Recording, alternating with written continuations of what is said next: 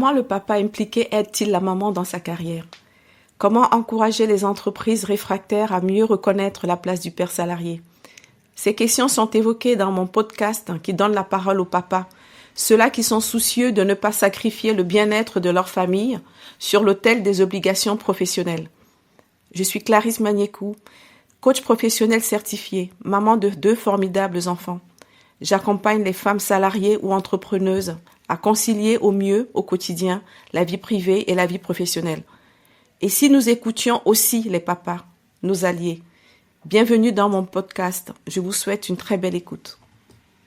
Bonjour Jean-Philippe. Bonjour Clarisse. Je te remercie beaucoup d'avoir trouvé le temps de participer à mon podcast. Bienvenue. Merci. Je te laisse te présenter, s'il te plaît. Oui, alors je m'appelle Jean-Philippe Denevy et je suis le directeur régional de l'environnement, de l'aménagement et du logement en Auvergne-Rhône-Alpes. Pour commencer, Jean-Philippe, est-ce que tu veux bien partager quelques chiffres concernant ta direction? Oui, très volontiers. Alors, la direction régionale de l'environnement, de l'aménagement et du logement, la DREAL, c'est à peu près 830 agents qui sont répartis sur l'ensemble de la région Auvergne-Rhône-Alpes, la moitié d'entre eux à Lyon, un quart à Clermont-Ferrand et l'autre quart principalement dans les chefs-lieux de département de la région. Et sur ces 830 agents, on a à peu près la moitié d'hommes, la moitié de femmes. C'est à peu près stable au cours des années. Beaucoup des agents qui ont des fonctions d'encadrement. La DREAL est une direction régionale où il y a beaucoup de cadres A de la fonction publique. Et là aussi, dans cette catégorie, on retrouve à peu près la moitié d'hommes, la moitié de femmes. Donc, les choses sont assez peu clivantes. Et puis peut-être, puisqu'on va évoquer la question de la parentalité, les autres chiffres que je peux partager, c'est les questions aussi de parents. 250 agents, c'est l'estimation, la dernière estimation qu'on a pu faire, qui sont parents d'enfants de moins de 13 ans. Il paraît que lorsqu'on parle de parents et d'enfants, on prend souvent ce seuil de 13 ans. Je ne sais pas si tu le confirmes.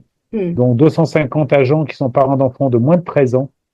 Et là encore, on retrouve à peu près la parité entre les hommes et les femmes dans ce chiffre. D'accord. Merci. Jean-Philippe, on s'est moins occupé des hommes, des pères par le passé. Comment la DREAL soutient-elle la parentalité, la paternité en particulier? Alors, on a commencé d'abord très modestement. Moi, je vais être très modeste là-dessus. C'est-à-dire que c'est une notion qui finalement est apparue assez récemment dans notre agenda, dans nos préoccupations. Je vais quand même citer un chiffre que j'ai pas cité tout à l'heure pour expliquer pourquoi dans l'ensemble des démarches que l'on mène depuis pas mal d'années sur la question de l'égalité homme-femme, on s'est occupé d'abord des femmes. Le temps partiel de droit, comme tu le sais, il est ouvert à tous les parents d'enfants de moins de 3 ans. Et donc, il est ouvert à tous les parents, quel que soit leur sexe. Or, lorsqu'on regarde les chiffres, on voit que ce sont encore très majoritairement les femmes qui sont à temps partiel dans notre maison.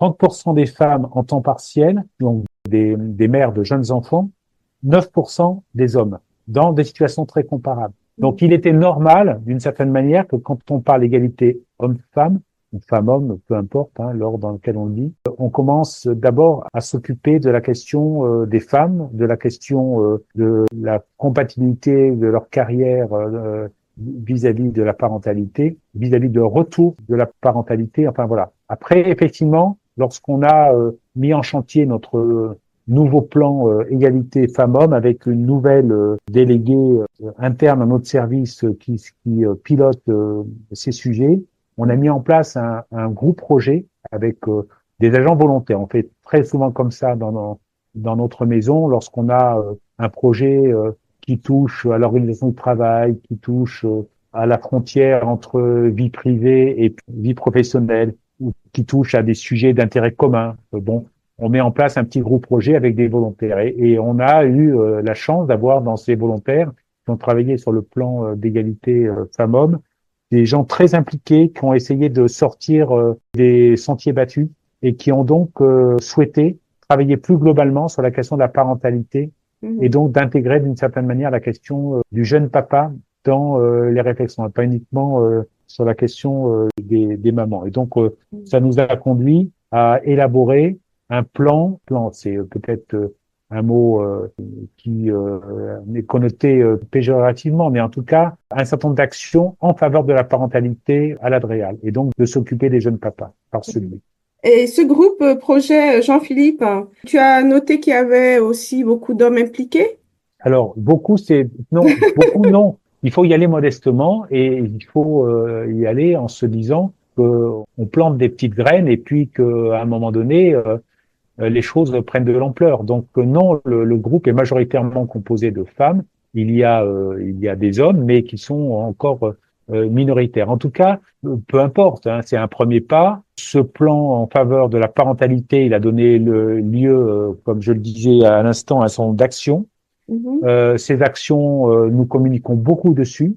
Il y a par exemple une FAQ que nous venons de verser sur notre intranet pour que n'importe quel parent, nouveau parent, je ne sais pas si on le dit comme ça, puisse trouver directement sur l'intranet une rubrique avec l'ensemble des réponses à ces questions. Donc ça n'existait pas et ça touche un public aussi bien d'hommes que de femmes. Mhm. On essaie beaucoup de communiquer. Je l'ai fait hier d'ailleurs lorsqu'on a inauguré quelque chose dont on est assez fier, mais qui pour le coup est plutôt destiné aux jeunes mamans. Notre salle, une nouvelle salle dite Cocon, qui permet aux mères allaitantes de disposer d'un lieu dédié. Hein, ça n'existait pas dans notre structure. Mais quand je l'ai inauguré hier, il y avait des jeunes papas qui étaient là, ou même des jeunes hommes. Je n'aurais pas demandé s'ils étaient pères ou pas, après tout. Mhm. Mais ça m'a permis vraiment de communiquer une fois de plus sur la question de la parentalité, en indiquant que, de mon point de vue, on était un peu à la croisée des chemins, à un moment où on ne demande plus seulement aux salariés de s'adapter au monde du travail, donc d'adapter finalement et de combiner leurs contraintes personnelles au monde du travail, dans les horaires de la nounou, dans l'organisation qu'ils doivent mettre en place pour assurer la garde d'enfants, dans l'organisation qu'ils mettent en place en cas de maladie, etc. On est rentré dans un système où l'employeur doit aussi s'adapter aux contraintes des jeunes parents. Donc c'est le discours que j'ai tenu hier, ça reste un discours, hein. Mais en tout Mhm. cas, je pense que ça doit coïncider, je pense, avec la prise de conscience que beaucoup d'employeurs ont aujourd'hui, qui est qu'il faut qu'on prenne en compte cette dimension si on veut mieux concilier la vie personnelle et la vie professionnelle de nos agents, y compris des jeunes papas. Voilà. Donc on commence assez modestement, mais en tout cas, je suis convaincu que ce discours et la prise de conscience et l'adhésion de la part des agents sera de plus en plus forte à l'avenir. Mhm. Y a-t-il des besoins qui sont ressortis de leurs travaux et qui t'ont un peu surpris? Alors non, pas vraiment. Il y a des propositions qui nous bousculent plus ou moins. Je pense qu'on était déjà assez en point sur la question de l'organisation du travail, Mhm. on est passé très directement en 2020, comme tout le monde, à la question du télétravail, mais on y est passé massivement. 1er octobre 2020, nous avions un règlement intérieur sur le télétravail, une charte de télétravail, et 3 mois après, nous avions 650 télétravailleurs sur plus de 800, et toutes nos fonctions étaient télétravaillables. Mhm. Toutes les fonctions, c'est-à-dire y compris les fonctions de secrétariat, de comptabilité, etc. 100% des agents de l'Adréal peuvent prétendre à du télétravail. Ça veut dire que les fonctions non télétravaillables sont exercées à temps partiel. Par exemple, l'accueil, c'est une fonction non télétravaillable, mais la personne qui fait l'accueil fait autre chose une partie de son temps et sur des missions qui, elles, deviennent de télétravaillables. Donc, on a vraiment beaucoup misé là-dessus. Et de la même manière, on s'est porté candidat sur la semaine en 4 jours ou 4 jours et demi.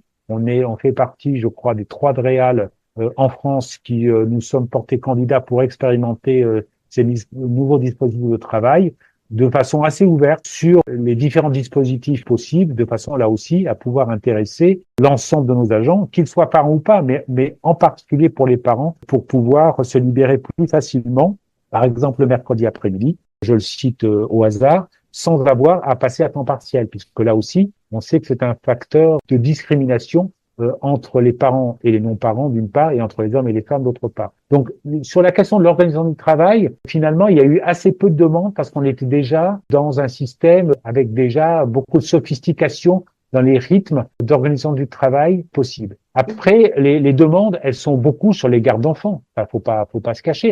Je pense que pour des jeunes parents, ça reste quand même là qu'est le point de difficulté majeur. Trouver d'abord des gardes d'enfants qui puissent être compatibles entre le lieu de domicile, le lieu de résidence et puis le lieu de travail. Trouver des gardes d'enfants qui puissent être souples et qui puissent avoir des horaires qui soient compatibles avec l'amplitude horaire qu'ils sont amenés à faire.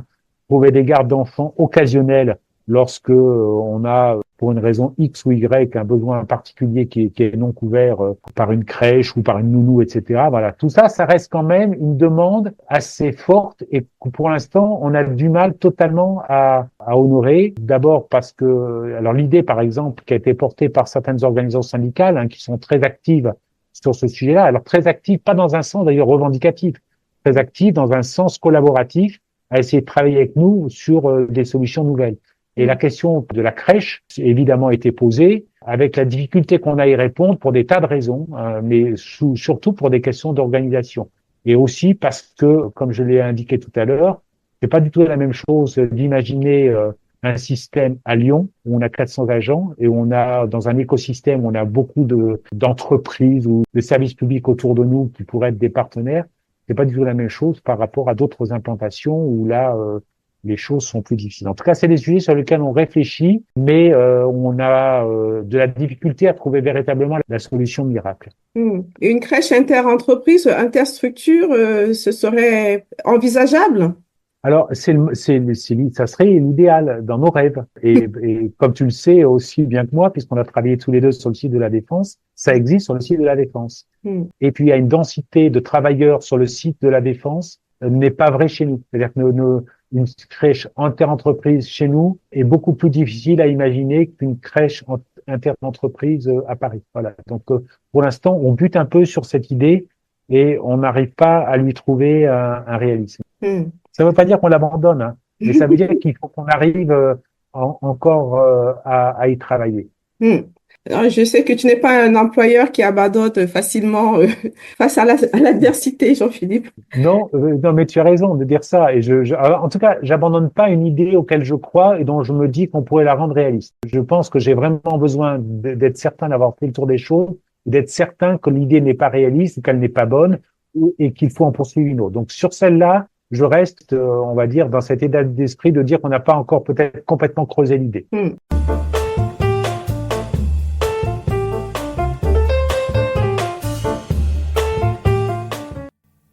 Jean-Philippe, permets-moi de revenir sur les chiffres liés au temps partiel. 30% des femmes, 9% des hommes. Bon, ce sont des disparités qu'on retrouve dans d'autres univers professionnels. Comment ces chiffres résonnent chez toi? Parce qu'on sait que c'est emblématique des décisions inégales que prennent les parents pour faire au mieux, pour vivre leur parentalité au mieux. Alors, ça résonne de différentes manières, hein. Je pense qu'on est dans un monde de contradictions. Il faut accepter qu'on veuille une chose et parfois son contraire en même temps. On veut l'égalité femmes-hommes et à la fois, on doit observer que les hommes et les femmes, le monde les a pas conçus de la même manière et que ces différences, on peut pas complètement les effacer. En tout cas, elles résonnent d'une part avec la conviction de ma part qu'il faut réduire les inégalités femmes-hommes. Ça, c'est la première chose. Et qu'avec détermination, même si par rapport au début de ma carrière, je dois faire quand même le constat qu'on a quand même fait un certain pas. En tout cas, j'entends moins de propos sexistes ou de comportements sexistes que les images qui pouvaient être celles du management qui était celui que l'on observait dans beaucoup d'organisations, y compris celles auxquelles j'appartenais au début de ma carrière, hein. Donc, on a quand même passé un cap culturel, on a quand même passé des caps qui sont liés à l'organisation du travail, qui sont liés aussi à un certain nombre de garde-fous. Par contre, il y a un plafond de verre quelque part. Et ce plafond de verre-là, il reste quand même aujourd'hui très profondément ancré dans notre organisation. Donc, moi, ma conviction, c'est que les choses, l'inégalité femmes-hommes, c'est très tôt. C'est au moment de la parentalité, mais c'est au moment de la formation. C'est au moment du tout début de la carrière qui fabrique déjà au départ des voies qui sont différentes. Donc, il faut agir très tôt. Ce que je viens d'indiquer sur ma FAQ, ma salle d'allaitement, mon organisation du travail, etc., etc. j'allais dire d'une certaine manière, c'est des emplâtres sur une jambe de bois. Enfin, en tout cas, ce sont des mesures qui viennent corriger quelque chose dont l'origine part beaucoup plus tôt. Et c'est là-dessus qu'il faut certainement agir. Il faut agir dès le plus jeune âge, hein, pour travailler sur ces questions-là, aussi bien pour les jeunes femmes que pour les jeunes hommes. Ça, c'est la première chose que ça m'inspire. La deuxième chose que ça m'inspire, c'est qu'il faut pas viser l'égalité à tout prix. Moi, je lutte non pas pour faire en sorte que les femmes alignent un choix de temps partiel sur celui des hommes. Je lutte contre les temps partiels qui sont subis, pas ceux qui sont choisis. Et je le dis d'autant plus que dans les nouvelles générations, il y a des attitudes, des aspirations qui sont très différentes de la génération à laquelle j'appartiens. Et notamment dans la relation avec l'enfant, dans la relation avec la famille. Et on est sur des générations, celles on embauche aujourd'hui, hein, on va dire les salariés de l'après l'an 2000, hein, qui raisonnent plus du tout comme nous avons raisonné. Donc il faut tenir compte aussi de ces aspirations avant d'élaborer des modèles qui seraient les nôtres, mais qui ne sont pas les leurs. Justement, si tu avais une baguette magique, comment tu aiderais un jeune papa à concilier son nouveau rôle et son travail? Alors, d'abord, j'en ai pas. Et d'autre part, je crois pas trop à la magie, moi. Je crois pas trop à la magie. En tout cas, je crois pas au schéma que l'on bâtirait et qui serait complètement déconnecté de la vraie vie. En tout cas, je pense que dans les curseurs qui sont les plus difficiles à faire bouger. Alors, si tu parles de baguette magique, c'est ça. C'est-à-dire, ce qui est les plus difficiles à faire bouger, sur lequel il faut qu'on fasse l'effort le plus grand. Je l'ai dit tout à l'heure, sur l'enseignement. Je pense que des choses se décident dès le lycée, dans les choix d'orientation. Elle se décide pour ceux qui font ensuite des études supérieures, dans le choix des études supérieures. Déjà, dans ces moments-là, je pense qu'il faut mettre déjà pas mal d'efforts. Il se trouve que je participais hier soir au lancement du groupe de travail qu'a mis en place le secrétaire général du pôle ministériel écologie, justement pour relancer les réflexions sur l'égalité femmes-hommes. Donc, dans une logique qui est à peu près celle dont on parle tous les deux, mais qui est beaucoup plus vaste à l'échelle du pôle ministériel. Le pôle ministériel, c'est pas 830 agents comme l'Adréal, c'est à peu près 60 000 agents entre les services de l'État et les établissements publics rattachés. Donc c'est quand même très vaste. Et une collègue, finalement, faisait cette proposition de dire dans les écoles d'ingénieurs qui sont rattachées au pôle ministériel, il faudrait instaurer une règle dans le recrutement qui est moitié d'hommes, moitié de femmes. Et autant dire qu'aujourd'hui, on en est extrêmement loin. Dans les écoles d'ingénieurs dont on peut parler, il y a l'école des ponts et chaussées, hein, qui sont rattachées à notre ministère. On en est extrêmement loin parce que les métiers d'ingénieur aujourd'hui sont encore majoritairement choisis par des hommes. Là aussi, il ne s'agit pas de forcer des femmes à choisir ce métier.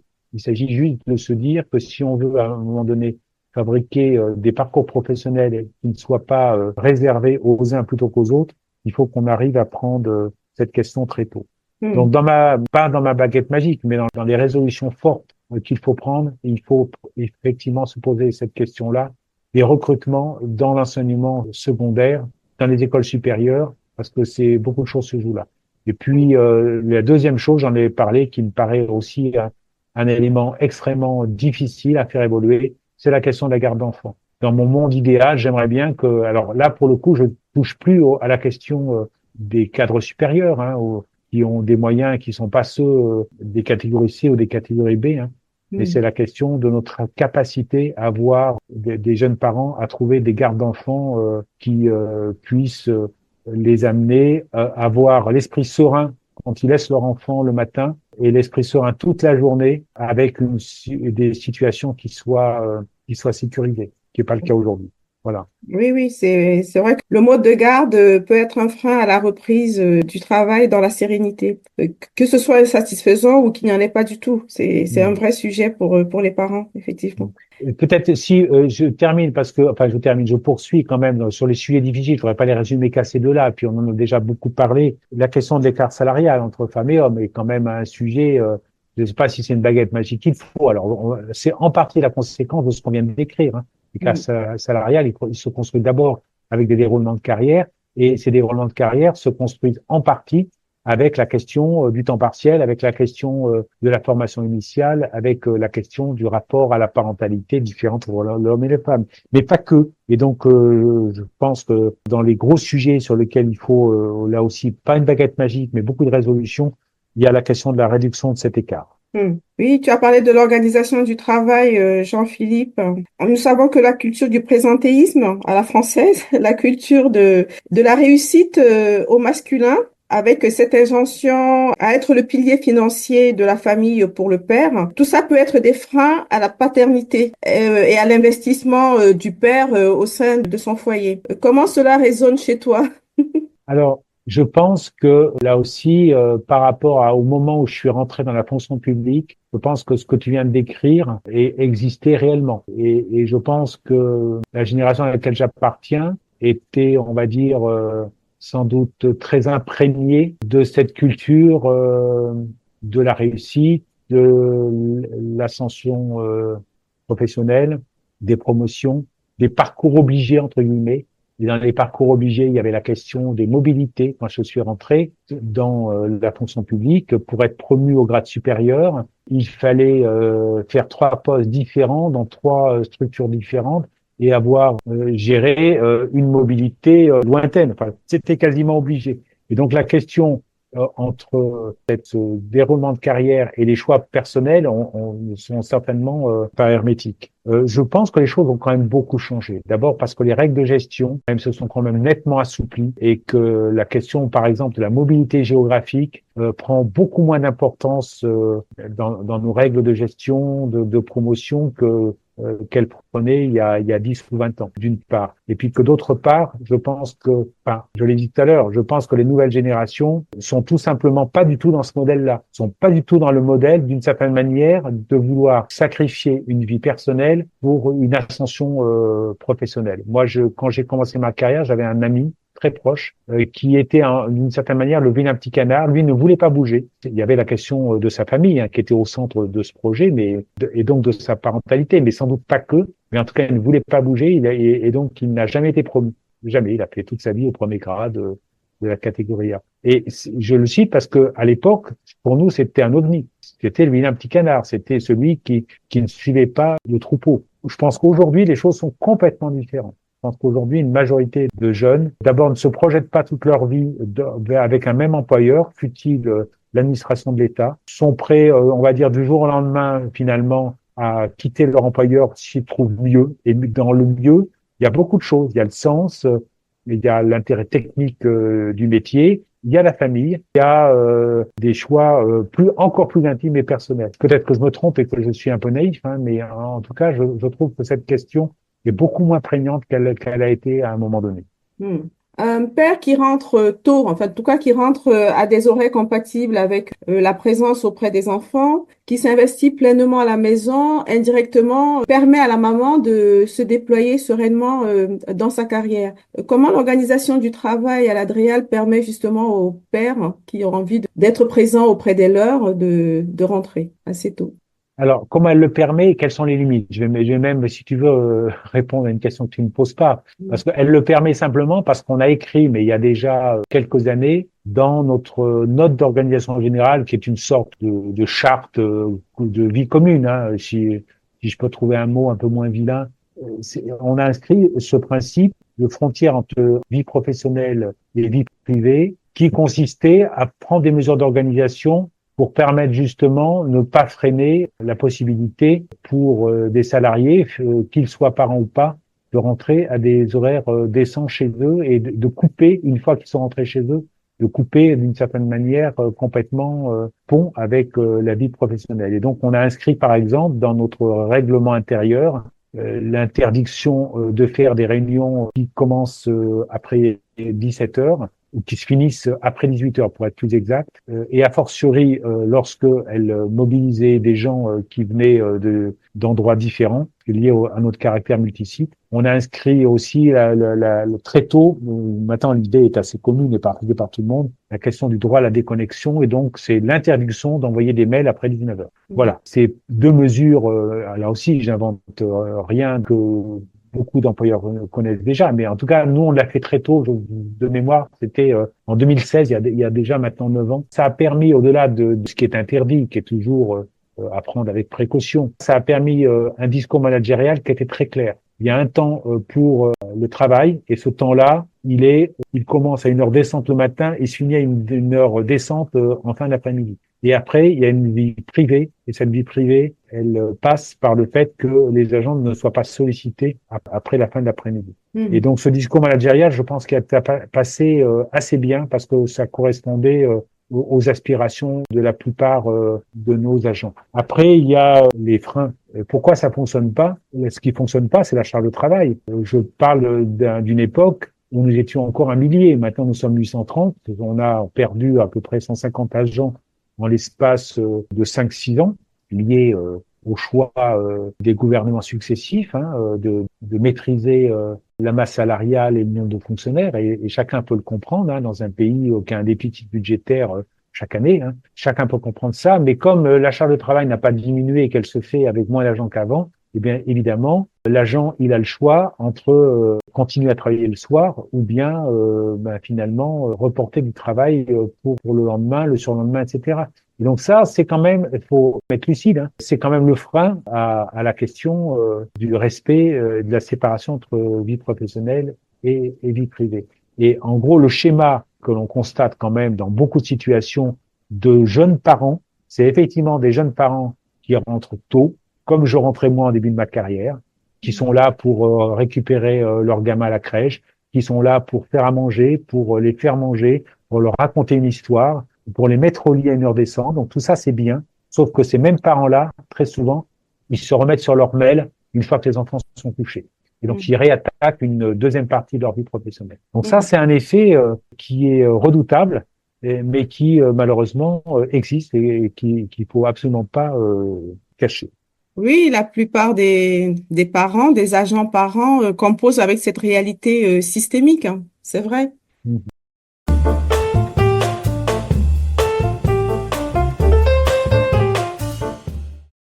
Jean-Philippe, si tu avais des messages forts à faire passer aux mamans, ce seraient lesquels? Ah, c'est difficile. Alors, il y a les messages forts à faire passer et puis après les conseils que l'on donne. Et entre un message et un conseil, tu m'accorderas que la frontière est étroite et que j'évite de donner des conseils aux autres. Et quand bien même j'ai un âge qui me permet d'avoir un peu plus d'expérience qu'une jeune maman, parce que j'ai souvent le double de son âge, j'évite de donner trop de conseils parce que finalement, il faut vivre sa vie et il faut éviter de vivre celle des autres. Donc, tu vois, enfin, je dirais. Et en aucun cas, je dirais à quelqu'un qui doit vivre ma vie ou qui doit vivre la vie que j'aurais voulu vivre si j'avais eu l'expérience de mes erreurs. Donc, ceci posé, ce contre lequel j'essaie de lutter chez les jeunes femmes, c'est le manque de confiance. Et ce manque de confiance, il se manifeste dans plein de situations. Il se manifeste dans la situation à l'embauche. Aussi, hier, lorsqu'on lançait le groupe de travail, une collègue racontait, mais très bien, très justement, ce qu'on a tous vécu. Et quand on a un entretien d'embauche avec des hommes et des femmes, on a souvent l'homme qui vend toutes ses qualités, qui ne se trouve aucun défaut, et qui vous explique toutes les bonnes raisons qu'on aurait de le prendre, et aucune mauvaise raison qui ferait qu'on douterait qu'il est le meilleur candidat. Et quand on a une femme dans le même entretien juste après, en général, elle vous explique toutes les faiblesses qu'elle a, toutes les lacunes qu'elle a pour prendre le poste, et toutes les raisons pour lesquelles elle doute elle-même qu'elle est bien faite pour ça. Alors, je caricature, je force le trait, mais il y a quand même cette question derrière ça. Alors, il y a la question d'éducation, mais il y a aussi une question un peu plus profonde, en tout cas, qui est une question fondamentalement de confiance. Et dans le même registre, je vois beaucoup de jeunes femmes qui commencent par dire « je n'y arriverai pas ». C'est le même sujet, et je n'y arriverai pas à faire le choix d'un poste de responsabilité et d'élever mon jeune enfant. Je vois beaucoup de jeunes femmes qui sont complètement sur cette réserve-là et qui, d'une certaine manière, s'interdisent d'accepter un poste qu'on leur propose de plus forte responsabilité. Alors là, je veux dire, c'est du vécu. J'en ai en tête plein de situations comme ça et qui t'expliquent que finalement, c'est super d'avoir pensé à elles sont très honorées, mais elles n'y arriveront pas et que quand leur gamin rentrera au primaire, au collège ou je ne sais quoi, eh bien, on en reparlera. Et donc ça, c'est une grande frustration. Et donc, j'essaie à la fois de pas me mêler de la vie privée des jeunes femmes en question que je ne connais pas. J'essaie à la fois de ne pas les exposer dans un choix de vie professionnelle qu'elles ne veulent pas. Il n'y a rien de pire de forcer la main à quelqu'un quand il veut pas aller quelque part. Et à la fois, j'essaie de les rassurer sur le thème que peut-être qu'elles peuvent y arriver quand même, et peut-être qu'elles doutent trop d'elles-mêmes, et peut-être que la structure est capable de leur donner un cadre d'organisation qui leur conviendrait. Il m'est arrivé, par exemple, de finalement convaincre une jeune femme qui avait son deuxième enfant, qui arrivait à l'Adréal, qu'elle pouvait prendre un poste de chef de service. Un poste de chef de service chez nous, en gros, c'est 60 personnes encadrées et c'est quand même des contraintes de stress, de pression, de charge de travail qui sont quand même lourdes. Et donc cette jeune femme, je l'ai convaincue qu'elle pouvait prendre un poste à 80%, un vrai 80%, hein, pas un 100% payé 80% et déguisé, hein, mais un vrai 80%. Et qu'en 4 jours, elle y arriverait très bien à le faire. Voilà. Donc cette fois-ci, j'ai réussi et elle a pris ce poste-là et elle s'en tire à merveille et elle ne se plaint pas d'avoir sacrifié sa vie personnelle dans les derniers échanges que j'ai eus avec elle. Mais je sais que dans d'autres situations, j'ai pas réussi à convaincre dans des cas similaires. Et voilà. Donc c'est ni un conseil, ni on va dire un ultimatum, ni rien du tout. Mais en tout cas, c'est le genre de message que j'essaie de faire passer aux jeunes femmes. Et effectivement, puisque ton propos c'est celui des jeunes hommes, parents, je n'ai pas besoin d'une certaine manière d'avoir ce discours-là avec de jeunes hommes. Oui, la maternité peut être un frein à la carrière des femmes, comme le prouvent les études, hein. Ces mères qui disent je ne vais pas y arriver devraient être entendues massivement par les hommes, par les pères. Ils devraient eux aussi s'investir pleinement à la maison. L'égalité professionnelle commence d'abord à la maison, dans la répartition équilibrée des tâches domestiques et parentales. Il s'agit d'autoriser les mères à se projeter dans leur carrière, à accepter les postes à responsabilité si elles en ont envie. Et ça ne va pas. Ça ne va pas parce que les chiffres démontrent que ce sont encore en majorité les femmes qui assument le maximum de tâches à la maison. Donc, ça montre qu'il y a encore de nombreux hommes qui pensent qu'ils sont des parents secondaires, qui sont des assistants des mères, et leur comportement a des effets délétères sur la carrière des femmes. C'est une réalité qui persiste encore en 2025, et mon podcast, justement, veut sensibiliser à cette réalité-là. Oui, c'est une réalité qui persiste. Autant, je pense que la prise de conscience, comme je l'ai dit, aujourd'hui, elle est très différente de ce qu'elle était il y a 20 ou 30 ans en arrière. Autant on n'est pas au bout du chemin et autant il reste, j'en suis convaincu, beaucoup d'efforts et beaucoup de décisions à prendre pour continuer à améliorer les choses. Enfin, moi, en tout cas, je suis convaincu d'une chose, c'est que les hommes et les femmes qui travaillent à l'Adréal, c'est notre richesse. On n'a pas de machine, on n'a pas d'outils, on n'a pas de patrimoine, de brevets, des choses comme ça. On a juste des hommes et des femmes. Et ces hommes et les femmes, il faut leur donner envie de venir chez nous. Quand ils viennent chez nous, il faut leur donner envie de rester. Et ce qui fait la différence, c'est quand même les conditions de travail, le cadre d'organisation du travail qu'on propose aux gens. Alors, il n'y a pas que ça, hein. Il y a la formation qu'on leur octroie, il y a les missions sur lesquelles on travaille, il y a tout le reste. Mais enfin, cette partie-là, elle est quand même fondamentale. Et toutes les études le démontrent, hein, quand des conditions de travail sont au rendez-vous et qu'on arrive à permettre à des jeunes parents de ne pas additionner un stress de la vie familiale à un stress de la vie professionnelle, ce qui est redoutable, eh bien, on a des gens qui font moins de turnover dans nos équipes, on a moins d'arrêt maladie et on a plus d'engagement et d'efficacité dans le travail. Et donc, même quand on ne le fait pas par conviction, on doit le faire par calcul. Fidéliser des agents aujourd'hui, c'est prendre en compte cette dimension. Moi, j'en suis vraiment convaincu. Oui, tu as évoqué le sujet des conditionnements sociaux très ancrés qui finalement nous suivent aussi en entreprise, en tout cas dans la fonction publique. Et comment est-ce que tu accompagnes en tant qu'employeur justement ces femmes pour qu'elles déploient pleinement leur potentiel? Alors, on les accompagne en ayant désigné une référente égalité homme-femme, on les accompagne en ayant un plan d'action très concret sur le même registre, on les accompagne en ayant un discours permanent sur cette grande cause. En tout cas, moi, j'ai fait mes vœux en parlant très largement de ce sujet-là comme étant une cause majeure et on les accompagne en leur redonnant confiance et au quotidien en ayant un accompagnement de toutes celles qui doutent d'elles-mêmes et qui trouveraient une bonne raison pour accepter un sort inégalitaire. Jean-Philippe, je te remercie beaucoup de ton retour d'employeur sur la prise en compte de la parentalité au sein de ta direction. Est-ce qu'il y a une question que je ne t'ai pas posée et que tu aurais aimé que je te pose?